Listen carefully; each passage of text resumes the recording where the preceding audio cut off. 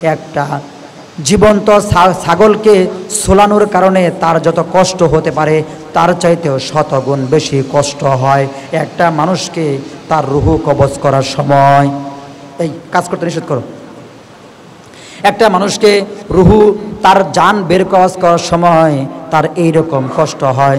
আরেক রেওয়ায়াতে আসছে একটা জীবন্ত পাখিকে যদি জ্বলন্ত তেলের মধ্যে ভাজা হয় ওই পাখিটা মরতেছেও না, আবার তাকে ভাজাও হইতেছে। ওই পাখিটা ওই জায়গায় ওই কড়াইয়ের ভিতরে ওই আগুনের ভিতরে যেই রকম ছোটাছুটি করবে, দরফর করবে, একটা মানুষের জান কবজ করার সময় সেও এরকম করে, এরকম কষ্ট পায়। তাহলে জান যখন আপনার কবজ হবে, কেতাবের ভিতরে আছে শরীরের ভিতরে হাড্ডি মাংস সব একসাথে ঝুরঝুরা হয়ে যাবে, ঝুরঝুরা হয়ে যাবে। ঝুরঝুরা বুঝেন? ঝুরঝুরা বুঝেন? ঝুরঝুরা তো বোঝার কথা। অনেক সময় দেখবেন কিছু নকল তার আছে, কারেন্টের তার, চিকন চিকন চিকন চিকন অনেকগুলা তার মিলে তার বানায়, মোটা তার না, মানে দুইটা তিনটা থাকে এরকম না, মানে অনেকগুলা চিকন তার। ওই তার দিয়ে যদি আপনি কোনো বড় ধরনের লাইন নেন, তারটা যদি মানে পুড়তে না পারে তখন কি হয়, আস্তে আস্তে ওই তারের ভিতর চিকন চিকন তারগুলো ভিতরে মানে পুড়তে পুড়তে ঝুরঝুরা হয়ে যায়। অনেক সময় অনেক তারের ভিতরে এরকম দেখা যায়, মানে তার ভিতরে পুরো একদম ঝুরঝুরা হয়ে গেছে, বুশি হয়ে গেছে। ওই তারগুলো, কারেন্টের ওই তারগুলো ভিতরে যেরকম ঝুরঝুরা হয়ে যায়, মানুষের শরীর থেকে যখন রুহুটা বের করা হয় তখন মানুষের শরীরের ভিতরে এরকম ঝুরঝুরা হয়ে যায়, ঝুরঝুরা হয়ে যায়। শুধু এটাই না, তার ওই শরীরটা তার কাছে কেমন মনে হয়, এরকম মনে হয় যেরকম মনে করেন যখন মানুষের প্যারালাইসিস হয় অথবা কোনো সাইড স্ট্রোক করে, কোনো সাইড প্যারালাইসিস হয়ে যায়, অকেজো হয়ে যায়, তখন তার শরীরে তার পা আছে না নাই এটা সে দেখা বুঝতে পারে, কিন্তু অনুভব করে বুঝতে পারে না। কি ঠিক? অনুভব করে বুঝতে পারে না। তার মনে হয় যে আমার পা মনে হয় আমার শরীরে নাই, আমার হাত মনে হয় আমার শরীরে নাই। আপনি এটারে কেমন নিয়ামত মনে করেন? আপনার পা যদি চলাফেরার সময় কাজ না করে, আপনার হাত যদি ধরার সময় কাজ না করে, ওই সময় আপনার কেমন লাগবে বলেন তো? কি অবস্থা হবে ওই সময়? অনেক কষ্টে তখন তার জীবন এরকম পার হয়। মানুষ যখন মারা যায় তখন তার সারা শরীরটা প্যারালাইসিস থেকে হাজারো প্যারালাইসিসের মতো সব কিছু অকেজো হয়ে যায়, সব কিছু অকেজো হয়ে যায়, বাতিল হয়ে যায়। এই শরীর দিয়ে আর কোনো কাজ হবে না। শরীরের ভিতরে কিন্তু কিডনি আছে, শরীরের ভিতরে বাল্ব আছে, শরীরের ভিতরে আরও অনেক বিভিন্ন দামি দামি জিনিস আছে, ওইগুলো আর কাজ করে না, সব বাদ। মানে ওই কিডনির থেকে যে জানটা কবজ করছে, জান কিন্তু জীবন কিন্তু কিডনির ভিতরেও আছে, পুরা শরীরের ভিতরে ছড়ায়া ছিটায় আছে। তো কিডনির ভিতরে যে জানটা বের হয়েছে ওই কিডনিটা ড্যামেজ করে লাগছে, ওটা কাজ করে না। শরীরের ভিতরে যে বাল্ব আছে, অর্থাৎ শরীর যে গরম রাখে, ওইটা ড্যামেজ করে ফেলছে, ওই বাল্ব আর অন্য মানুষের শরীরে কাজ করবে না, ওটা বাতিল করে ফেলছে। জান যে তার শরীরে কবজ করছে ওটার ভিতরে সব ঝুরঝুরা বানায় ফেলছে, ওটা কিচ্ছু নাই। আমরা এইভাবে মৃত্যুকে উপলব্ধি করি না, এইটাই আমাদের সবচাইতে বড় সমস্যা। যে উপলব্ধি করতাম তাহলে কখনোই আমরা গুনার দিকে হাজার লক্ষ কোটি মানুষ ডাকলেও আমি যেতাম না। আমার মনে হতো যে আমি কোথায় যাব, আমার তো এই কিছুক্ষণ পরেই আমার মৃত্যু, কিছুক্ষণ পরেই আমার মৃত্যু, একটু পরেই আমার মৃত্যু হয়ে যেতে পারে। কারণ এইটা হয়তোবা আগের মানুষ কম বিশ্বাস করত, যে মানুষ কমপক্ষে 4-5 মাস, 10 মাস, 1 বছর, 2 বছর অসুস্থ থাকে তারপরে মারা যায়। কিন্তু এখন কিন্তু এটা হয় না। এখন দেখা যায় দুপুরে আপনি একসাথে কত গল্প করলেন, একটু পরে আপনার কাছে খবর এসেছে অমুক ভাই মারা গেছেন। তখন সে বলে মাত্র একটু আগে না আমি আলাপ গল্প করলাম, এখন ওই কীভাবে মারা গেল বুঝে আসে না তার। কিন্তু সত্যি কথা হলো সে তো মারা গেছে। কি বলেন? সে তো মারা গেছে, তো কিভাবে মারা গেল? এরকমও দেখা গেছে যে একসাথে বসে আলাপ করতেছে। বেশি দূর না, আমাদের এই মার্কাজ মসজিদের সামনে যে এক দোকানদার ছিল, ঠিক আছে, এই আমি যাওয়ার মানে আমি তার কাছে পৌঁছানোর মানে আধা মিনিট আগে মনে সে মারা গেছে, মানে মৃত্যুর সময় ঠিক তার কাছে আমি থাকতে পারি নাই। তো দোকান করতেছে, কাস্টমারের সাথে কথা বলতেছে, কথা বলা অবস্থায় সে পড়ে গেল, এবং ওই কাস্টমার আর দুই একটা দোকানদারকে ডেকে নিয়ে এসে তাকে বিরিঞ্চির ভিতরে শোয়ালো, টেপার ভিতরে শোয়ালো। পানি দেওয়ার আর সুযোগ নাই, মানে পানি আইসে তারে পানি দিবে মাথার ভিতরে, এই সুযোগ নাই। মানে 1 মিনিটও লাগে নাই, সে মারা গেছে। 1 মিনিটও লাগে না, সে তো বেচা বিক্রি করতেছে। তার কাছে কি মনে হয়েছে যে আমি 5 মিনিট পরে মারা যাবো? এটা মনে হয় নাই তার কাছে। এরকমটাই জীবন, এটাই জীবন। এর চেয়ে এই জীবনের এই যে জিনিস আপনারা বাজার থেকে কিনেন, সেই জিনিসের 1 বছর কমপক্ষে গ্যারান্টি দেয়, কি ঠিক না? একটা ফ্যান ক্রয় করে 5 বছর গ্যারান্টি দেয়, আপনার জীবনের 5 মিনিটের গ্যারান্টি নেই। আপনার আমার জীবনের 5 মিনিটের গ্যারান্টি আছে। ফ্যান কিন্তু ঠিকই 5 বছরের গ্যারান্টি দিয়ে সে চলতেছে। এমন বহুত ফ্যান আছে যে 30 বছর ধরে আপনার বাড়িতে চলতেছে, কিন্তু বহুত মানুষ যারা 30 বছর আগে ছিল এখন নাই। বহুত মানুষ চলে গেছে, তারা ছিল, তারা এই পৃথিবীতে ছিল, তারা নাই। এটাই বাস্তবতা। এগুলো উপলব্ধি কেন হয় না? এগুলো মানুষ যখন উপলব্ধি করবে না, তখন সে তো গুনাহ থেকে বাঁচতে পারবে না। হাজারো গুনার মধ্যে সে জড়ায় পড়বে। এগুলো করেন, এগুলো যদি না বুঝেন, না ভাবেন, না চিন্তা করেন, তাহলে কখনোই আপনি গুনাহ থেকে বাঁচতে পারবেন না। আমি বারবার বলি, পরকাল এক ভয়াবহ জিন্দেগির নাম। এত সহজ জিনিস না পরকাল। পরকাল বড় কঠিন এক জিনিস। ওইটা যে চলে গেছে সে বুঝতে পারছে পরকাল কেমন জিনিস। হাজারো বয়ান করে বোঝানো যাবে না যে পরকাল কত ভয়াবহ এবং কঠিন পরিস্থিতির মুখোমুখি সেখানে হতে হবে। আপনি একটা জিনিস চিন্তা করেন, ওই কবরে ওই মানুষটা রাখার পরে কিন্তু ওই মানুষটার সাথে সমস্ত মানুষের সম্পর্ক একেবারেই ছিন্ন বিচ্ছিন্ন হয়ে গেল। কোনোদিন ওই মানুষটা আর কোনো কাজে আসবে না। আদালতে যদি সাক্ষী দেওয়ার প্রয়োজন হয়, কবরের মৃত মানুষকে কেউ ডেকে নিয়ে আসে? ডেকে নিয়ে আসে কেউ? কোনো দরবার যদি কেউ গ্রামে বসায়, কেউ কি বলে যে কবরের ওই ব্যক্তিকে ডেকে নিয়ে আসো? কেউ কি বলে? আপনারা 5 জন ছিলেন, একজন মারা গেছেন, 2 দিন পরে আপনি আপনার বাড়িতে সুন্দর করে খাবারের আয়োজন করছেন। সবাই কি বলতেছেন? ওই যে মারা গেছে তারা ডেকে নিয়ে আসো, আমরা সবাই মিলে খাবার খাই। কি কেউ বলে? আর বললেও কি কেউ কি তাকে আনতে পারবে? ধরেন কেউ কবরে পাঠাই দিল, একজনকে পাঠাই দিল, যাও অমুক রে কবর থেকে নিয়ে আসো, আনতে পারবে? ওই মানুষটা দুনিয়ার সমস্ত কাজ থেকে একেবারেই বিচ্ছিন্ন হয়ে গেছে, তার আর 10 টাকা মূল্যও নাই। সিরা টাকা, যে সিরা টাকা, ওইটা পাল্টায় দিলেও আরো কয়েক টাকা পাওয়া যাবে, কিন্তু এই মানুষটা আর কেউ টাকা দিয়ে কিনবে? আপনি বলেন যে আঙ্গরে এই অমুক ব্যক্তি মারা গেছে, তারে আপনারা 2 লাখ টাকা দিয়ে কিনেন, কেউ কিনবে? ওই ইলেকট্রনিক কেউ কিনবে? কিনবেও না। 10 টাকা দামও নাই, তার 5 পয়সা দামও নাই। একেবারেই অমূল্যহীন এক ব্যক্তি হয়ে গেছে। একটু আগে তার কত দাম ছিল, কত মূল্য ছিল, একেবারেই মূল্যহীন হয়ে গেছে। যে মূল্যহীন যে এই ব্যক্তি হয়ে গেল, তো এই ব্যক্তিটা তো আপনিও হবেন না? আপনি হবেন না? যে মারা গেছে সেই অমূল্যহীন, সেই মূল্যহীন হইল, তারই সেই বেদামি হইল, সেই মারা গেল, আর আপনি আর কোনোদিন এই ব্যক্তির যে এই রাস্তায় চলে যাইতেছে, এই রাস্তায় আর কোনোদিন যাব না। বিষয়টা কি এরকম? বিষয়টা তো এরকম না, একেবারেই এরকম না। চিরন্ত সত্য কথা, অবশ্যই সেই ব্যক্তির পথের পথিক আপনি খুব তাড়াতাড়ি হয়ে যাবেন, খুব তাড়াতাড়ি হয়ে যাবেন।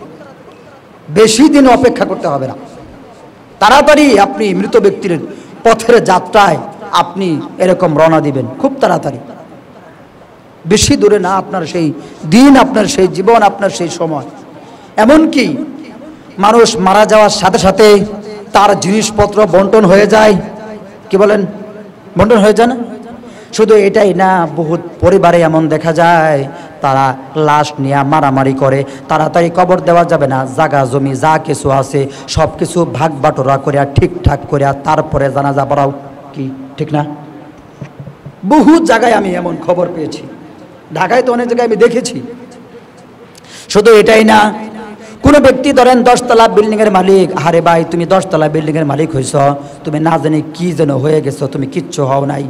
হঠাৎ করে শোনা গেল অমুক ব্যক্তি অফিসে গেছে, সকালে খবর আসলো আপনার হাজবেন্ড বা আপনার বাবা সে তো অফিসে নাই। কোথায়? সে তো ঢাকা মেডিকেল কলেজে ভর্তি, ঢাকা মেডিকেল হাসপাতালে সে ভর্তি আছে। তাড়াতাড়ি যান। বেচারা স্ত্রী এবং ছেলেরা যাইতে যাইতে উনি ডেড, মারা গেছে, নাই। তো ওইখান থেকে হাসপাতালের সিস্টেমগুলো শেষ করিয়া, অর্থাৎ ওইখানে যে কার্যক্রমগুলো আছে সেগুলো শেষ করে লাশ নিয়ে আসছে, একটা খাটকির মধ্যে করে নিয়ে আসছে। এখন আপনি চিন্তা করেন, এই যে ব্যক্তি মারা গেছে সেই ব্যক্তি 8ম নাম্বার তালায় থাকে। ক নম্বর তালায় থাকে? 8ম তালায় থাকে। নিচের দিয়েও ভাড়া দেওয়া, উপরে 2 তলা ওডিও ভাড়া দেওয়া। 8ম নাম্বার তালার সাইডের কোনো এক ইউনিটে সে থাকে। আপনি বলেন এই ব্যক্তির এই লাশ আর ওই 8ম নম্বর তালায় এর ছেলে মেয়েরা স্ত্রীরা তুলবে? কি জন্যে তুলবে? কি কাজে লাগবে তুলে? ওই নিচে রেখে দিছে, খাটকির ভিতরে নিচে রেখে দিছে। তাড়াতাড়ি করে তাকে গোসল দেওয়াও, গোসল করায়া জানাজা কোথায় পড়ানো যায়, কোথায় কবর দেওয়া যায় সেই ব্যবস্থা করো। আপনি যে সকালে বের হয়েছিলেন, আপনার বাড়ি ওই সময় তালাক হয়ে গেছে। তালাক মানে বিচ্ছিন্ন, মানে আপনি বাড়ি ওই সময় বিচ্ছিন্ন হয়ে গেছেন। আর এই মৃত ব্যক্তিকে কেউ 8ম তলায় নিজের বিছানার ভিতরে নিয়ে যাবে না। নিয়ে যাইতো কোন লাভ হইতো? লাভও তো নাই। নিয়ে কি লাভ? কষ্ট করে লাস্টার এই 8ম নাম্বার তলায় তুলে কি লাভ? কোনো লাভ আছে? কোনো লাভও নাই। এই যে মানুষ তুলবেও না। কত স্বাদের বাড়ি আপনি মৃত ব্যক্তি, আপনি ওই মারা যাওয়ার পরে আর আপনার বাড়িতে আপনাকে গ্রহণ করা হলো না, সাথে সাথে আপনি বিচ্ছিন্ন হয়ে গেলেন ওই বাড়ির থেকে। নাম কাটা গেল আপনার, আপনি ছিন্ন হয়ে গেলেন, বাতিল হয়ে গেলেন। এই বাড়ির মালিক অন্য কেউ হয়ে গেল, অরিষ্ঠায়ী ব্যক্তি এই বাড়ির মালিক হয়ে গেল। ওই বাড়ির মালিক আপনি আর থাকলেন না, নাম কাটা গেল আপনার ও বাড়ির থেকে। একেবারেই শেষ হয়ে গেলেন, একেবারেই চলে গেলেন আপনি, একেবারেই আপনার জীবন শেষ হয়ে গেল, খতম হয়ে গেল। কোনো সাক্ষীতে আপনার কাজে লাগে না, কোনো জায়গায় দেন দরবারে আপনার কাজে লাগে না, আপনার হাসপাতাল থেকে আসার পরে আপনার বাড়িতে আপনাকে কেউ প্রবেশ করায় না। আচ্ছা 10 তলা 20 তলা বাদ দেন, যাদের 1 তলা বা টিনের ঘর বাড়ি আছে, ওই সমস্ত বাড়ির ভিতরেও কি হাসপাতাল থেকে লাশ আনার পরে ওই লাশ কি আর ঘরের বিছানার মধ্যে ঢোকায় নাকি? কেউ ঢোকায় না। খাটকির মধ্যে লাশ এনে উঠানের মধ্যে রেখে দেয়, ওইখান থেকে গোসলখানায় নিয়ে যায়, ধোয়াধুয়ি করে আবার উঠানে কিছুক্ষণ রাখে, এরপরে জানাজার স্থানে নিয়ে যায়। কি ঠিক না? নাকি আদর করে না? উনি অনেক সুন্দর মানুষ ছিলেন, উনি অনেক সম্মানিত, ওনার বিছানা ওনাকে 2 দিন রাখা উচিত। সবাই বিছানা নিয়ে একদম লেপ কম্বল খেতা যা যা আছে দিয়ে আর 2 দিন রাখে, এরকম করে নাকি? এটাই তো বাস্তবতা। এগুলো আপনি নিজে নিজে ভাবেন না কেন? চিন্তা করেন না কেন? কত কিছু না ভাবেন দুনিয়াতে। আপনি এত বড় সুন্দর বাড়ি করবেন, ঘর করবেন, আপনি আরো এই কয়েক কাটা জমি হবে, এই হবে সেই হবে, কত কিছু না আপনি ভাবেন। ওই সমস্ত ভাবা জিনিসগুলোর মধ্যে মৃত যে আপনি মারা যাবেন, 2 দিন পরে যে আপনি মৃত হয়ে যাবেন, ওইটাও একটু ভাবেন। তাইলে তো আপনার জীবনটা অতি সহজ হয়ে যায়, এত কঠিন মনে হয় না। অতি সহজ একটা জীবন আপনার জন্য হয়ে যায়, এবং আপনাকে গুনাহ থেকে বেঁচে থাকা খুব সহজ হয়ে যায়। গুনাহ থেকে বেঁচে থাকার জন্য তো আপনাকে হ্যান্ডকাপ পরানোর দরকার নাই, আপনাকে গার্ড দেওয়ার প্রয়োজন নাই। আপনার গার্ড আপনি নিজেই আপনি গুনাহের গার্ড। কত গুনাহ মানুষের হইতেছে, কিছু গুনাহ আছে এমন হইতেছে যেগুলো মানুষ গুনাহ যে এটা মনেই করে না। যেরকম গালিগালাজ, এ ওরে গালি দিচ্ছে, ও ওরে গালি দিচ্ছে, হাইসা হাইসা গালি দিয়া কথা বলতেছে। আপনি যদি হেসেও গালি দেন সেটাও গালি। হাদিসে আসছে কোনো ব্যক্তি যদি কোনো মুসলমানকে গালি দেয় সে ফাসেক হয়ে গেল। সে কি হয়ে গেল? ফাসেক হয়ে গেল। আপনি যে অমুক ব্যক্তির গালি দিলেন আপনি ফাসেক হয়ে গেলেন। ফাসেক মানে পাপিষ্ট। ফাসেক মানে কি? পাপিষ্ট। এমনি কখনোই আমাদের মুখ থেকে এটি সম্ভব না। এই যে 8 বছর ধরে আপনাদের এখানে আসি, কেউ একজন বলতে পারবেন যে হুজুরের মুখ থেকে আমরা কথা বলার সময় এমন একটা গালি অথবা গালির মতো শোনা যায়? শুনেছি? বলেন। আসে না আমার মুখ দিয়া? অথচ আমাদের আলেমদের মধ্যেও বহুত আছে যারা কথায় কথায় অনেক সময় গালি দিয়ে ফেলে, এরপর তারপর বলে ফেলে। আমি উদাহরণ দিতে যাইও ওই এরপর তারপর বলি না, কারণ উদাহরণ দিতে যাইও তো অমুকের পুত তমুকের পুত, এই ওই গালির শব্দটা আপনার মুখে চলে আসলো, খারাপ জিনিসটা আমার মুখে আসবে কেন? উদাহরণ দিতে যাইও বলি না। তাহলে হাদিসে আসছে গালি দেওয়া ফাসিকি কাজ, ফিসকি কাজ। কেন ওই পাপিষ্ট কাজটা আপনি করলেন? অনেক মানুষ আছেন ক্ষেত খামারের কাজ করেন, কাজ করার সময় দেখা যায় আপনি মাশাআল্লাহ লেংটি মারেন, এমন লেংটি মারছেন আপনার যে হাঁটুর উপরে কাপড় উঠে গেছে। যারা দেখতেছে ওদেরও গুনাহ হচ্ছে, আপনারও গুনাহ হচ্ছে, সবারই গুনাহ হচ্ছে। খবর নাই? খবর নাই? হাঁটু যে বের হয়ে গেছে, আপনার যে হাঁটু পর্যন্ত ঢাকা ফরজ, আপনার যে সব বের হয়ে গেছে, আপনার যে খবর নাই, আপনার গুনাহ হচ্ছে। আবার ওই যে যারা দেখতেছে তাদের গুনাহ হচ্ছে, সবারই গুনাহ হইতেছে। তো কবিরা গুনাহ হাদিসে আসছে যে দায়মি ফরজগুলোর মধ্যে এটি একটা ফরজ, অর্থাৎ 24 ঘন্টাই নাভি থেকে হাঁটু পর্যন্ত পুরুষের জন্য ঢেকে রাখতে হবে। মানে আপনি যে কাঁচা দিচ্ছেন, কাঁচা দেওয়ার কারণে আপনার যে গুনাহ হইতেছে, কবিরা গুনাহ হইতেছে, আপনার যে খবর নাই। আপনার মনে দিনই কথা ভালো কথা ধরবে কেমনে? গুনাহ করতে করতে যে অন্তরটা একেবারেই বরবাদ হয়ে গেছে, মানে বাদ হয়ে গেছে, এটা যে আর কোনো কাজেই লাগে না। ভালো কথা বললে তো যে কোনো জিনিস আপনি গ্রহণ করার জন্য তো আপনার একটা যোগ্যতা থাকতে হবে, আপনার একটা ধারণ ক্ষমতা থাকতে হবে। অন্তর যে একেবারেই বরবাদ হয়ে গেছে, এই জন্য ভালো কথাও তিতা লাগে। আর হাদিসে আসছে আল হক মুরুন, হক কথা তিতা। তো হক কথা এমনি তিতা, আবার নেওয়ার মতো শরীরও নাই, সব মিলে তিতা একচুটে এমন তিতা হয় হক কথা, মানে একেবারে শুনতেই ভাল লাগে না। তাড়াতাড়ি এই হুজুরে বিদায় কর। তো এই জন্য এই যে গুনার ভিতরে আপনি ঝাঁপায়া পড়তেছেন, আপনার যে খবরও নাই অনেক গুনাহ আপনার দ্বারা হয়ে যাইতেছে, কি পরিমাণ গুনাহ আপনার দ্বারা হইতেছে খবর নাই। কিছুক্ষণ পরে আপনার মৃত্যু, কিছুক্ষণ পরে আপনি দুনিয়া থেকে চলে যাবেন। এই গাছপালা তরলতা আপনার গুনাহের সাক্ষী। হাদিসে আসছে কিয়ামতের মাঠে যখন মানুষের কাছে বলা হবে, তখন সে ফর ফর করে মুখ দিয়া মিথ্যা কথা বলবে, আমি এই করে নাই, সেই করে নাই, এগুলো কোনো কিচ্ছু করে নাই। আল্লাহ পাক রব্বুল আলামিন বলবেন, ঠিক আছে, এর মুখে মোহর মেরে দাও, আল-ইয়াওমা নাখতিমু আলা আফওয়াহিহিম, এর মুখে মোহর মেরে দাও, স্টেপ মেরে দাও যেন কথা বলতে না পারে। তখন তার পাত আল্লাহর সাথে কথা বলবে, তখন তার হাত আল্লাহর সাথে কথা বলবে। যে জমিনে দাঁড়ায়া গুনাহ করছে সেই জমিন আল্লাহর সাথে কথা বলবে। যে গাছপালা তরলতা আশেপাশের জিনিস সেগুলো যারা দেখছে ওগুলো আল্লাহর সাথে কথা বলবে। তখন আপনি কি করবেন? আপনার হাত আপনার বিপক্ষে সাক্ষী দেয়, আপনার পা আপনার বিপক্ষে বলে, তখন আপনি কি করবেন? এখন আপনি আর কার বিরুদ্ধে মিথ্যা কথা বলবেন? আপনার শরীর আপনার পক্ষে কথা বলে না, এবার আপনি কি করবেন? মানুষ অন্য মানুষকে সাক্ষী দিলে তো সত্য মিথ্যার সংমিশ্রণ ঘটতে পারে। এখন আপনার শরীর যে আপনার বিপক্ষে সাক্ষী দিচ্ছে, এখানে তো সত্য মিথ্যার সংমিশ্রণ নাই। এখানে আপনি কি করবেন? কেন আপনি পরকালকে এইভাবে চিন্তা করেন না? কেন পরকালকে একটু ভাবতে মন চায় না? কেন আপনি নির্জনে একটু বসেন না? কেন আপনার একটু মুরাকাবায় বসতে ভালো লাগে না? কেন আপনার একটু নির্জনে বসে চোখে 1 ফোঁটা 2 ফোঁটা পানি আসে না? একটু চিন্তা করছেন? এখানে থাকতে পারেন এরকম অনেক মানুষ 10 বছরের মধ্যে একদিন চোখের পানি পড়ে নাই, কি থাকতে পারে না? আপনাদের এখানে যারা আছেন, এখানে অনেক মানুষ থাকতে পারে 10 বছরের মধ্যে আল্লাহর জন্য আপনার চোখ থেকে 1 ফোঁটা পানি পড়ে নাই। অথচ হাদিসে আসছে জাহান্নামের আগুন নিভে যাবে 2টা জিনিসের মাধ্যমে, 2টাই পানি। 2টাই কি? পানি। একটা হলো আল্লাহর জমিনে আল্লাহর দিন বাস্তবায়ন করার জন্য যেই মানুষ আল্লাহর জন্য জীবন দিছে, অর্থাৎ রক্ত দিছে, তার শরীর থেকে গড়াইয়া রক্ত পড়ছে, হয় সে মারা যাক অথবা বেঁচে থাকুক। যারা গাজী যুদ্ধ করে জয়ী হয়েছে, ওরা তো মারা গেছে না, কিন্তু তার শরীর থেকে রক্ত জমিনে ধরছে, এই ব্যক্তি জান্নাতি। সুবহানাল্লাহ। আর যে ব্যক্তি মারা গেছে অর্থাৎ শহীদ হয়ে গেছে, ওই ব্যক্তিও জান্নাতি। ওই ব্যক্তিও কি?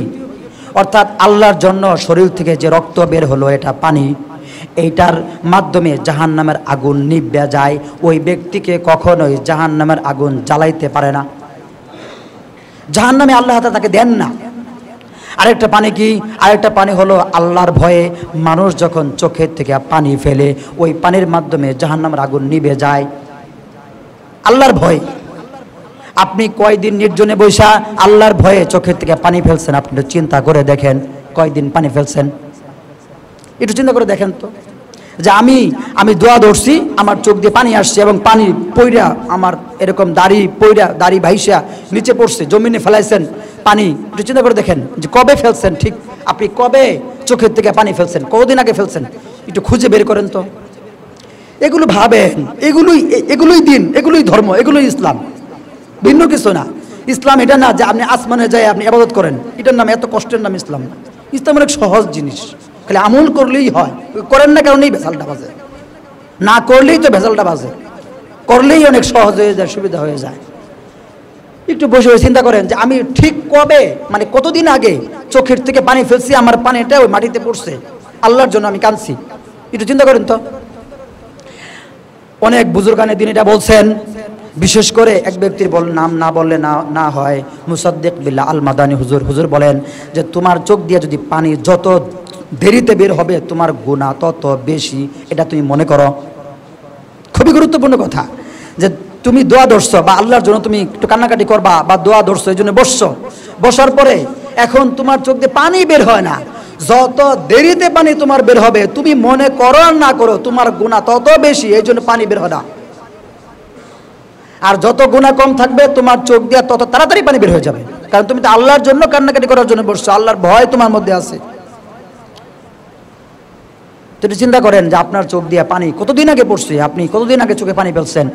আপনার চোখ দিয়ে যে নানান কারণে পানি আসে, একটা পোকা চোখে গেলে পানি চলে আসে, কিন্তু আল্লাহর জন্য যে পানি আসে না, এই চোখ দিয়ে আপনি কি করবেন, কি কাজে লাগবে এই চোখ? খালি কি দুনিয়ার বিভিন্ন সৌন্দর্য দেখার জন্য আল্লাহ আপনাকে চোখ দিছে, না আরো কিছু করার জন্য আল্লাহ চোখ দিছে? কি বলেন? খালি কি এই দুনিয়ার সৌন্দর্য দেখার জন্য কি আল্লাহ আপনাকে চোখ দিছে, না আরো কোনো কাম আছে চোখের? সেই কামটা কই? আসল কাম তো আপনি আল্লাহর জন্য কান্নাকাটি করবেন, এইটা হলো আসল কাম। ওই আসল কামই আমরা করতে পারতেছি না। আসল কাম আমরা করতে পারতেছি না। এই জন্য মরণের কথা চিন্তা করেন, মৃত্যুর কথা চিন্তা করেন, কবরের আযাবের কথা চিন্তা করেন। কবরে কিন্তু অবশ্যই আযাব হয়। আপনি বিশ্বাস করলেও কবরে আযাব হয়, বিশ্বাস না করলেও কবরে আযাব হয়। আপনার বিশ্বাস করাতে আর না করাতে কবরের আযাব কিন্তু বন্ধ হবে না। দুনিয়াত কত মানুষ বিশ্বাস করে না আল্লাহরে, তুই আল্লাহ কি নাই হয়ে গেছে? দুনিয়াত কত মানুষ পরকাল বিশ্বাস করে না, তুই কি পরকাল নাই হয়ে গেছে না পরকাল আছে? দুনিয়ার কত মানুষ বিশ্বাস করে না যে এই আসমানের উপর আরেকটা আসমান আছে, বিশ্বাস করে না। আরো 6টা আসমান আছে, বিশ্বাস করে না। তো কি আসলে কি নাই? অবশ্যই আছে। তারা বিশ্বাস করার না করলেও কিছু যায় আসে না, করলেও কিছু যায় আসে না। তুমি বিশ্বাস করলেও পরকালে তোমার শাস্তি হবে, বিশ্বাস না করলেও শাস্তি হবে। পরকালে আযাব গজব আছে, বিশ্বাস করলেও আছে, না করলেও আছে। এটা চিরন্তর সত্য কথা, চিরন্তর সত্য কথা। এই জন্য ভাবেন, চিন্তা করেন, কবর কিন্তু আপনার অতি নিকটে। মাটি খুব তাড়াতাড়ি আপনার পা ঝাপটে ধরবে, এমন ভাবে ঝাপটে ধরবে, কোনোদিন আপনাকে আর ছাড়বে না। পুলিশ মানুষকে ধরে অপরাধের কারণে, একসময় জামিনে বের হয়ে আসে, সে মুক্তি পেয়ে যায়। যাদের সারা জীবন কারাদণ্ড হয়, 13 বছর 14 বছর পরে সে বের হয়ে যায়, জেলখানা থেকে বের হয়ে আসে, বাড়িতে চলে আসে। যতই দুনিয়ার মানুষ গ্রেফতার করুক না কেন, একসময় সে মুক্তি পেয়ে যায়। মাটি যদি আপনাকে একবার গ্রেফতার করে ফেলে, আপনি কিন্তু আর কোনোদিন মুক্তি পাবেন না, একেবারেই জীবন শেষ। কেউ বলতে পারে মাটি কি এরকম মানুষের মতো হাত দিয়ে ধরে ফেলবে? মাটি তো হাত দিয়ে ধরবে না, মাটি সিস্টেম করে আপনাকে তার পেটের ভিতরে নিয়ে যাবে। ওইটাই ধরা, এরকম হাত দিয়েই ধরলে ধরা এটা না তো। আপনি সিস্টেম অনুযায়ী তার পেটের ভিতরে চলে যাবেন, নিয়ম অনুযায়ী আপনি তার পেটের ভিতরে চলে যাবেন। আপনারে মাটি ধরে ধরে নেওয়া লাগবে না, মানুষেই মাটির ভিতরে নিয়ে আপনাকে রেখে দিবে। মাটি ওই সিস্টেমটা করে ফেলবে আপনার জন্য। এই জন্য হাদিসে আসছে, প্রতিদিন কবর মানুষকে ডেকে ডেকে সকাল বিকাল থেকে, কোনো জায়গায় আসছে 70 বার, কোনো জায়গায় আসছে 5 বার 10 বার, বিভিন্ন ধরনের আছে। আমি কই একবার তাও তো কয় মাটি আমার ভিতরে আসার আগে ভালো হয়ে এসো। আমি কীটপতঙ্গের ঘর, আমি নির্জনতার ঘর, আমি সাথীবিহীন ঘর, বাতিবিহীন ঘর, আমার এখানে কোনো কিছু নাই। ভালো আমল নিয়ে আসলে তুমি ভালো ব্যবহার দেখতে পারবে, আর ভালো আমল যদি তোমার সাথে না থাকে, তুমি কে সেটা আমি দেখবো না, তুমি আমার খারাপ ব্যবহার দেখতে পারবে।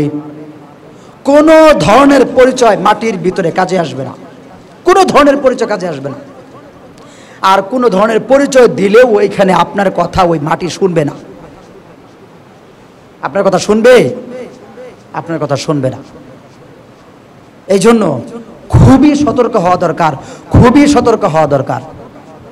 বেশ কয়েক জুম্মা কিন্তু এই কবরের কথা বলতেছি, একটা কারণ আছে। কারণটা কবার চাইছিলাম না, কিন্তু আমার মনে হইতেছে বলি। কি বলবো? কারণটা বলবো। বেশ কয়েক জুম্মা ধরে এই কথা বলতে চাইতেছি। কোনো এক গুরুস্থানের মধ্যে আমি স্বপ্নে দেখছি, সেই গুরুস্থানের কোনো এক ব্যক্তির কবরের ভিতরে আযাব হইতেছে। কি হইতেছে? আযাব হইতেছে। মেলা সাপ তার কবরের ভিতরে, অনেক সাপ। কবরটা এরকম বাস্কু যেরকম মানুষ গুছায় ফেলে, এইভাবে আমি ওই কবরের কাছে গিয়া গুছায় ফেলছি। গুছায় ফেলার পরে কবরের ভিতর থেকে বরফের মতো, যেরকম বরফ যেভাবে ফ্রিজের মধ্যে যেরকম হাওয়া বের হয়, সেরকম হাওয়া ওই কবর থেকে বের হইতেছে। বের হতে হতে ওই কবরের ভিতরে মেলা সাপ। এবং সে বাঁচার জন্য আমার কাছে প্রার্থনা করতেছে, বলতেছে হুজুর আমারে বাঁচান, আমারে বাঁচান। কিন্তু আমি তারে চিনি না, আমি তারে চিনি না। এই যে মানুষের কবরের ভিতরে আযাব হচ্ছে, আপনি বিশ্বাস করেন না, আপনাদের মনে হয় না, আপনি বুঝেন না যে আপনার কবরে আযাব হতে পারে, আপনাদের কেউ ফিরাবে না আপনারে। কেন আপনার এটা মনে হয় না? কেন আপনি এটা বুঝেন না যে আপনার কবরে রাখার পরে আপনি যে একবারে নিশ্চিহ্ন হয়ে যাবেন, ওইখানে আপনার বাঁচানোর মতো কেউ থাকবে না? কেন এটা আপনার মনে হয় না? একটু চিন্তা আপনার কেন মাথায় আসে না? এত চিন্তা দুনিয়ার জন্য আপনি করেন, বিবি বাল বাচ্চার জন্য করেন, জায়গা জমিনের জন্য করেন, গরু বাছুর এগুলোর জন্য করেন। এমনকি সামনে নির্বাচন আসবে, দেশের এই অবস্থা, হে হইলো, কত কিছু পেশাল পারেন, কত কিছু আপনি করেন, কত ফাও পেশাল পারেন, যেই কাজে যেই পেশালে না দুনিয়ার লাভ আছে না আখিরাতের লাভ আছে, এরকম কত পেশাল পারেন। একটু ওই পেশালগুলোর সাথে, একটু ওই আলাপ গল্পের সাথে একটু পরকালকে ভাবা যায় না? একটু চিন্তা করলেই তো আপনার জীবনটা সুন্দর হয়ে যায়। মুরাকাবা করাও যে সওয়াব, ধ্যানে বসলেও যে সওয়াব, চিন্তা করলে গবেষণা করলে যে সওয়াব, এটা কেন মনে হয় না? আল্লাহ তাআলা বলছেন তাফাক্কারু ফি খালকিল্লাহ, আমার সৃষ্টি নিয়ে গবেষণা করো। কোরআন শরীফে আল্লাহ তাআলা বলছেন ইন্না ফি খালকিস সামাওয়াতি ওয়াল আরদি ওয়াখতিলাফিল লাইল। আল্লাহ তাআলা এই আয়াত, লম্বা আয়াতের ভিতরে বলছেন যারা এরকম জিকির করে দাঁড়ানো অবস্থায়, বসা অবস্থায়, শোয়া অবস্থায়, এবং আমি যে অনেক কিছু বানাইছি এইটা নিয়ে যারা গবেষণা করে, এরা শ্রেষ্ঠ মানুষ। আল্লাহ তাআলা বলছেন কেন আপনার এই সমস্ত দুনিয়ার আল্লাহ তাআলার সৃষ্টি নিয়ে, পরকাল নিয়ে, আখিরাত নিয়ে, বিভিন্ন জিনিস নিয়ে আপনার গবেষণা করতে মন চায় না? গবেষণা মানে ফিকির। আল্লাহ তাআলা কত সুন্দর বানাইছেন, না জানি আল্লাহ কত বড়, এত সুন্দর করে বানাইছেন এই জিনিসটা। শুরুতে বলতেছিলাম যে আল্লাহ তাআলা মানুষকে এত সুন্দর করে বানাইছেন। আল্লাহ তাআলা সূরা 3-এর ভিতরে বলছেন, সূরা 3-এর ভিতরে বলছেন লাকাদ খালাকনাল ইনসানা ফি আহসানি তাকওয়িম। অবশ্যই অবশ্যই, লাম একটা তাকিদ, কদ একটা তাকিদ, দুটো তাকিদ, মানে অবশ্যই অবশ্যই আমি মানুষকে সৃষ্টি করছি সবচাইতে সুন্দর আকৃতি দিয়ে। সবচাইতে কি আকৃতি দিয়ে? সুন্দর আকৃতি দিয়ে। মানুষের চাইতে সুন্দর কোনো কিচ্ছু নাই এই পৃথিবীতে। সবচেয়ে সুন্দর মানুষ। মানুষের চেহারা, মানুষের ধরন, মানুষের চলাফেরা, ওঠা বসা, আকার আকৃতি, ধরন, মেধা, বুদ্ধি, সব কিছুতেই মানুষ অন্য প্রাণীর চেয়ে শ্রেষ্ঠ, অন্য প্রাণীর চেয়ে শ্রেষ্ঠ। তাহলে আল্লাহ তাআলা এত সুন্দর করে মায়া করে আপনি বানাইছেন, আপনি জাহান্নামের যাওয়ার কাজটা করেন কে? কি জন্য করেন? কেন আপনার যদি গুনাহ হয়েও যায় তো আপনার সাথে সাথে কেন তওবা আসে না? কেন আপনার সাথে সাথে অনুভূতি আসে না যে আমি যে গুনাহ করে ফেলছি? সাহাবা একরাম হযরত হানজালা রাদিয়াল্লাহু তাআলা আনহু তিনি বলেন আমার মনে হলো যে আমি মুনাফিক হয়ে গেছি। হঠাৎ করে হানজালা তো মুনাফিক হয়ে গিয়া, হানজালা তো মুনাফিক হয়ে গিয়া, নানান ধরনের কথা বলে হযরত আবু বকরের কাছে গেছেন, যা বলতেছে আবু বকর আমি তো মুনাফিক হয়ে গেছি। কি বলো, তুমি মুনাফিক হয়ে গেছো? মুনাফিক হয়ে গেলে সে কি বলে নাকি যে মুনাফিক হয়ে গেছি? পরে কেন তোমার এমনটা মনে হচ্ছে? রাসূলের সামনে থাকলে আমাদের একরকম মনে হয়, যখন বাড়িতে চলে যাই তখন আমাদের আরেক রকম হয়ে যায়। এটা তো মুনাফিকি কাজ, এক জায়গায় এক এক রকম, এক এক জায়গায় এক এক রকম, এটা তো কোনো মুমিনের কাজ না। তো আবু বকর বলতেছে চলো এর সমাধান আমরা রাসূলের কাছে যাইনি। তো দুইজন মিলে রাসূলের কাছে গেছে, যা বলতেছে হুজুর আমাদের তো এই অবস্থা হয়, আপনার সামনে থাকলে একরকম হয়ে যায়, আর আপনার যখন আপনারা সাইডে বাড়িতে চলে যাই তখন আমাদের অবস্থা ভিন্ন রকম হয়ে যায়। তো এই যে আমরা মুনাফিক হয়ে গেছি, আপনি আমাদেরকে বাঁচান, ব্যবস্থা করেন। রাসূল বলেন তোমরা যদি সব সময় আমার সামনে থাকলে তোমাদের অবস্থা যেমন থাকে, আর যদি 24 ঘন্টা বাকি সময় যখন আমার সামনে থাকো না তখনও যদি তোমাদের অবস্থা এমনটাই থাকতো, তাহলে সকাল সন্ধ্যা ফেরেশতারা তোমাদের সাথে মুসাফা করত। তোমাদের অবস্থা এমনটা থাকে না, তোমরা হওয়ার চেষ্টা করো। রাসূল এটা বলেন নাই আসে না থাকে না থাক গা, এটা কয় নাই। তোমরা আমার সামনে থাকা অবস্থায় তোমাদের অবস্থা, মনের অবস্থা, ধরন পদ্ধতি যেমন থাকে তোমরা 24 ঘন্টায় এমন থাকার চেষ্টা করো, এমন থাকার চেষ্টা করো। তা আপনাদেরকেও আমি বলি যে এই মসজিদে বসছেন, কিছুটা হলেও অনুভূতি আসতেছে যে আসলে পরকাল তো এই সত্য, কবর তো হবে, আযাব তো অবশ্যই, না গুনাহ করলে তো আযাব হবে, তো বাঁচতে হবে কিভাবে?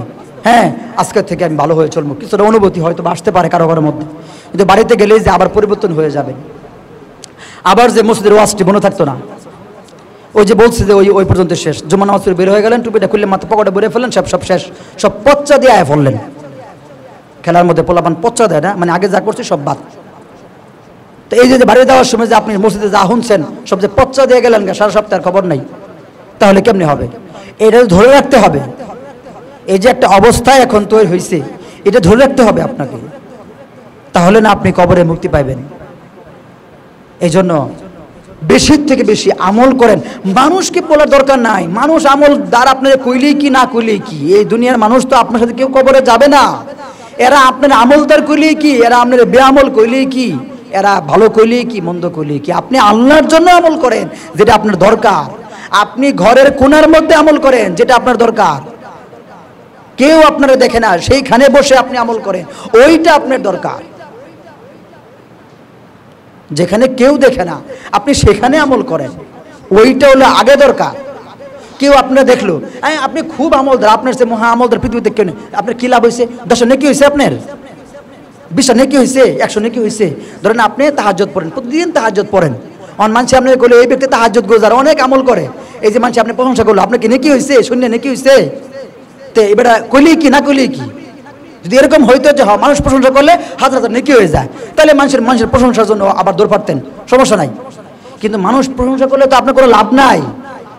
আপনাকে আল্লাহ প্রশংসা করতে হবে, আল্লাহ ফেরেশতার সামনে বলতে হবে ওই ব্যক্তিকে আমি মহাব্বত করি, আমি ওই ব্যক্তি আমার কাছে শ্রেষ্ঠ, তোমরা তারে মহাব্বত করো, এটা আল্লাহ বলতে হবে, এইটা দরকার মানুষের।